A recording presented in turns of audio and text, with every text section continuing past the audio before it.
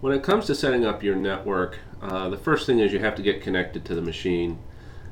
That's done through your router and so forth. The other thing that you're going to want to do is you're going to want to go into your camera settings, each individual camera. You're going to want to go into webcast, and this is for your mobile streaming and so forth. See where it says JPEG size, 108 kilobytes? As I increase this quality, notice that the kilobyte goes up, and the scaling, as I increase it, goes up.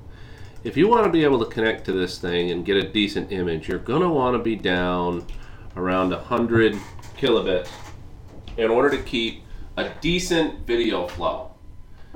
If you get much higher than that, your picture is going to be really skippy. It's going to come and go and so forth. So I always like to turn that down. The picture won't be as good, but you're typically only looking at it on a phone and so forth. So that's where you go to control your bandwidth of your video. And then come over here to your tools, and we can go into your web server setup. This is where you pick your main trigger port that's going to control all of your video connectivity. And then this is where your local area network IP address is. The machine will pick this up off of your PC, the software, Blue Iris software. And then your external IP, it'll pick that up as well.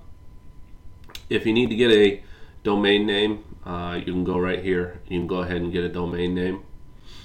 And then your different streaming profiles that you can have access to. I like to set your average bit rate for streaming, and you really want to be down under a couple hundred kilobits per second if you really want to be able to stream video. You can go all the way up to a much higher rate, but typically most internet connections are not going to allow it. So if you set your average bit rate and your keyframe interval, you're going to like that. That's going to work pretty good for you where it's set right there. So your web server, again, don't touch this. You can leave this on 80 if you want. I move it around a little bit depending upon the network service that we're using, and that just comes back to networking 101. And your external IP is here. And once this is up and running, it's good to go. And that'll take care of it for your networking tabs.